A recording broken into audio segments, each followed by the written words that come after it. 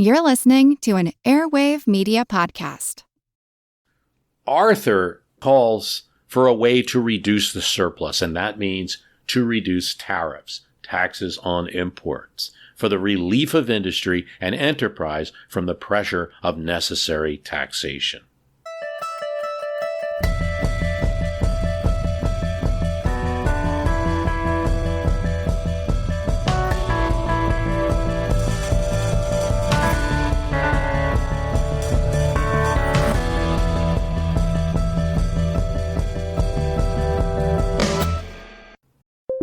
When you need to build up your team to handle the growing chaos at work, use Indeed Sponsored Jobs. It gives your job post the boost it needs to be seen and helps reach people with the right skills, certifications, and more. Spend less time searching and more time actually interviewing candidates who check all your boxes. Listeners of this show will get a $75 sponsored job credit at Indeed.com/podcast. That's Indeed.com/podcast. Terms and conditions apply. Need a hiring hero? This is a job for Indeed Sponsored Jobs. Arthur had been upset by the veto of the Harbor and Rivers Bill and had decided to act on the source of money for that. He can't keep vetoing every spending legislation and they're just going to override him. So let's address why the government has too much money and Congress is spending it. And he names 9 individuals to form a commission to look at the tariff. Here's what Thomas Reeve writes. Republicans had traditionally favored high tariffs, arguing that they promoted national economic self-sufficiency and encouraged prosperity for both business and labor.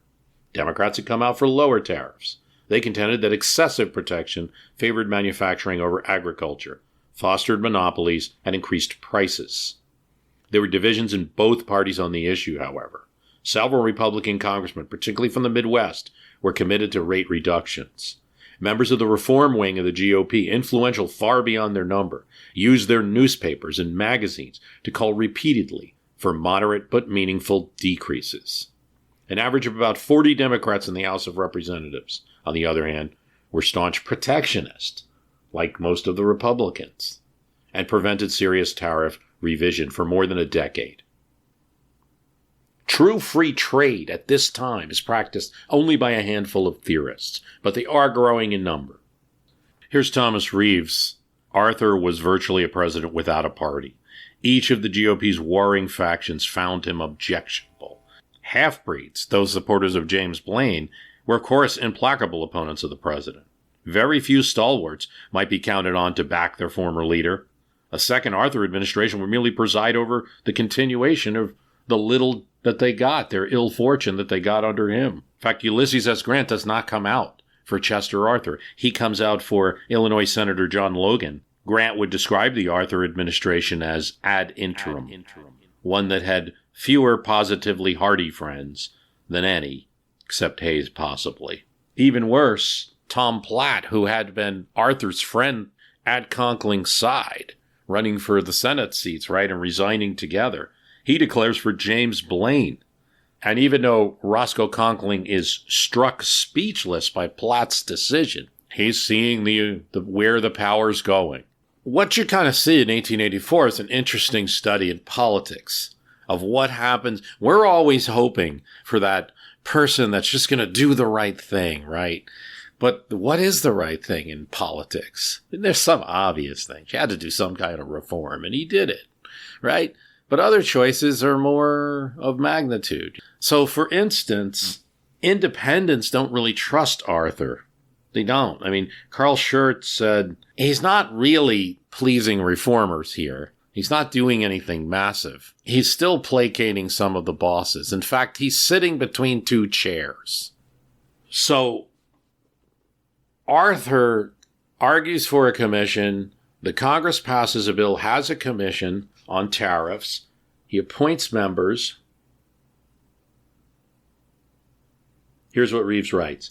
It was the president's responsibility to nominate members of the commission, and he was not long without advice. The names of 200 applicants were reportedly poured into the White House. John L. Hayes was named to head the commission. Well, here's the problem. Hayes is the head of the wool manufacturers, a well-known lobbyist against tariff reduction. He's going to head this commission. Arthur tries to name a very, good government guy, former Vice President William Wheeler, Vice President under Hayes, to be the vice chair of the commission, but he won't accept. 4 of the men on this committee of 9 people were personally or officially connected with protected industries, heavily protected industries. Now, from the executive mansion, Arthur calls for the abolition of all excise taxes, except those on distilled liquors. He recommends the repeal of numerous custom duties that yielded small returns. He urged Congress to simplify complex schedules of duties, particularly those of cotton, iron, and steel. He goes further in his recommendations than people expected, but what you have to understand is this is an area of expertise for Chester Arthur. He was the head of the custom. He was the guy collecting at the Port of New York, the biggest collector in the country. And he knows that while some business people, industrialists in these industries might like him, there are attacks on other business people. Now, as far as Arthur gets is really the creation of this commission. There's a line from Benjamin Harrison who says, the creation of the Tariff Commission was a confession that tariff needs reform. Republicans got beat in the 1882 elections. They didn't want to get beat again. They knew that tariffs were an issue that could be welded against them because of their connection to how big the Treasury was in Washington. People didn't like seeing those numbers. And the committee that he appoints actually proposes reductions. It could be reductions as much as 20%. This could have been a significant achievement. But what ends up happening is Congress takes the presidential commission and says, thank you very much, rips it up, and passes their own bill.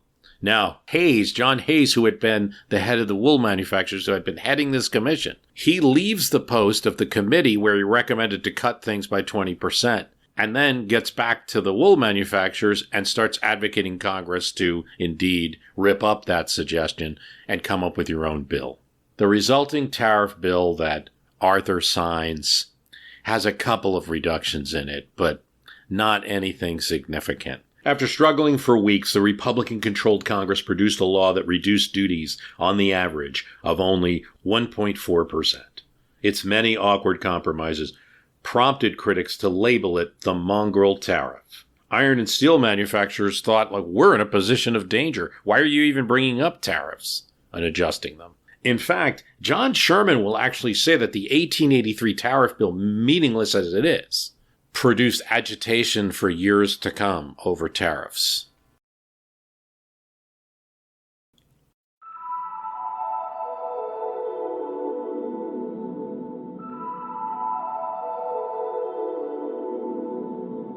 Chester Arthur's presidency is never going to be looked at as one of the activist presidencies, certainly not like Reagan, FDR, not even McKinley. However, a presidency is much more than just the few items that make the history book. And I'll say about Arthur and how historians should possibly view his presidency. He's a little more than just a placeholder. A placeholder would just be doing everything Congress was. But in the actions he takes or tries to take, he is pushing the agenda, not just succumbing to it.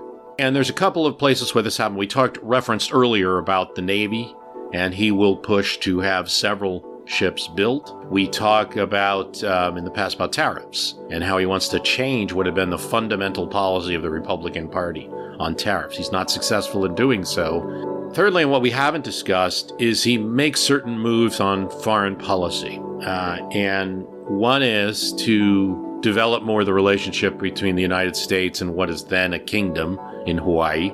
The other is negotiating attempted treaty with Britain to possibly have a canal going through Nicaragua. It's not successful, though. The Senate's going to later block that treaty. He also gets involved in the Congo, and it's the first time that the United States has been on such a world stage in recognizing an international country in the Congo that other nations may participate and trade with. And this is working with Belgium. Congress is a little suspicious of this. Some of the American people say that the United States shouldn't be involved in something like this, but it is something that Arthur pushes. Yes, he's a one of those bearded presidents that exists in the later part of the 19th century, and I think always will be. But I would encourage to see him a little more as maybe a transformational figure. So what we'll do is take a look at his last message. This is December 1884, the last message. Since the close of your last session, the American people, in the exercise of their highest right of suffrage, have chosen their chief magistrate for the 4 years ensuing. He's talking about Grover Cleveland. When it is remembered that at no period in the country's history has the long political contest which customarily precedes the day of the national election been waged with greater fervor and intensity, it is a subject of general congratulation that after the controversy at the polls was over, Arthur says the public peace suffered no disturbance. He focuses on foreign relations, trade, finances, infrastructure. War has concluded. A U.S.-Chile Claims Commission was pending to compensate Americans harmed during the conflict. Ongoing conflict affected U.S. interests in Asia. The president criticized the new Chinese exclusion law for possibly violating prior treaty rights. This is something that even though he's forced to sign, he's really forced to sign because there are the votes to override it. Unfortunately, bigotry against Chinese Americans, particularly in the West, was so strong. Both party platforms had something about excluding Chinese. It may be seriously questioned whether the statute passed at the last session does not violate the treaty rights of certain Chinese who left this country with return certificates. Why is this important? Why does he worry about the restrictions on immigration in the law that he signed and wants Congress to reconsider? It's because there's such a commercial opportunity. In fact, all of Arthur's policy that he's going to present, he wants a reciprocal treaty with Mexico where we lower tariffs. He wants relations with Japan. He wants good relations with China, is because, here he says, the recent purchase by citizens of the United States of a large trading fleet heretofore under the Chinese flag has considerably enhanced our commercial importance in the East, in view of the large number of vessels built or purchased by American citizens in other countries and exclusively employed in legitimate traffic between foreign ports. Under the recognized protection of our flag, it might well be to provide a uniform rule for their registration and documentation, so the bona fide property rights of our citizens therein shall be duly evidenced and properly guarded. Now, again and again, what Arthur notes is you have a problem with funding consulates. You're not providing enough money. The U.S., there's more countries that we have to have consular offices in than you're providing funding for. For Egypt, for example, your failure to fund the Cairo consulate disrupted our representation there, and always in the background is the possibility of commercial activities. He asked Congress for support to support the Statue of Liberty's pedestal. He seeks a 7-year extension of the reciprocity agreement with Hawaii. In Italy and Europe, pressure was growing to eliminate tariffs on foreign art. American artists feared exclusion from Europe because of tariffs. In Japan, treaty revisions, negotiations pending, U.S. would accept terms of compromise from Japan. And this is something that happens under Arthur's, it's not really his doing, but the International Meridian Conference happens. 25 nations agree to use the Greenwich Meridian for global timekeeping and longitude. A universal day shall begin at midnight on the initial meridian.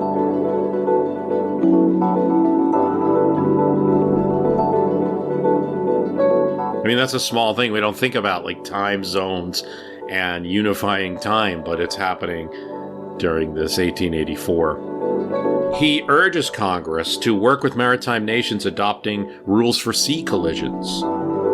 He says the U.S. was absent from an international convention on international copyright protections and should not have been. He urges Congress to act and repeal the use of silver coinage. He says 185 million silver dollars now exist. Only 40 million, or 22% of them, circulate. The mere existence of this fact furnishes a cogent argument for the repeal. Otherwise, silver is likely at no distant day to become our sole metallic standard. Here's an interesting suggestion. The Secretary of War submits the report of the Chief of Engineers as to the practicability of protecting our important cities on the seaboard by fortifications and other defenses to repel modern methods of attack. The time has now come when such defenses can be prepared with confidence that they will not prove abortive. He recommends an expenditure of $60 million for the most important cities whose destruction or capture would be a national humiliation. Adequate defenses, inclusive of guns, may be made. A sum much less than a victorious enemy could levy as a contribution. Allusion has been made already to the circumstance that both as between different Indian tribes and as between the Indians and whites, the past year has been one of unbroken peace. In this circumstance, the President is glad to find justification for the policy of the government in its dealing with the Indian question, and confirmation of the views which were fully expressed in his first communication to the 47th Congress. The Secretary urges anew the enactment of a statute for the punishment of crimes committed on the Indian reservations and recommends the passage of the bill pending in the House of Representatives for the purchase of a tract of 18,000 square miles from the Sioux Reservation. Both of these measures worthy of approval.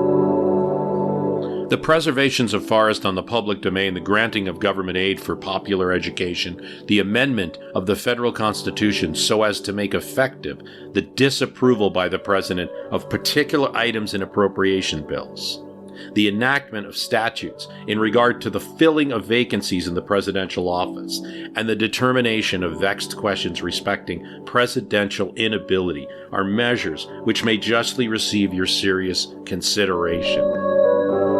See, Arthur is pushing. He might not always be successful, but he is advancing the discussion as president. Right there, there's several items. One is the line item veto, and that's going to be used by one president ever, Bill Clinton. After the Congress grants him the right, he uses it once, and the Supreme Court throws it out.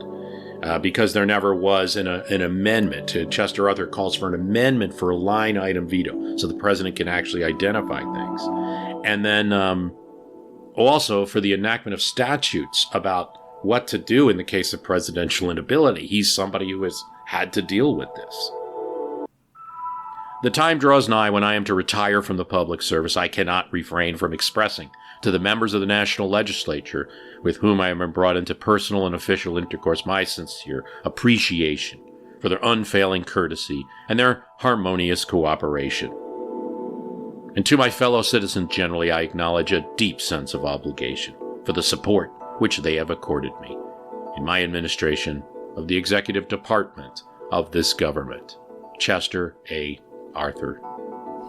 David Gardner here. For more than 30 years, I've been searching for the market's greatest rule breakers, the companies, ideas, and leaders that change the world and reward investors playing the long game all the way through. On Rule Breaker Investing, we go beyond the headlines and the hype to explore the mindset, the strategies, and stories behind truly transformational investing. If you're looking for hot tips, this may not be the show for you. But if you want to become a smarter, happier, richer investor and successful human being as well over time, join me every week on Rule Breaker Investing. Fool on.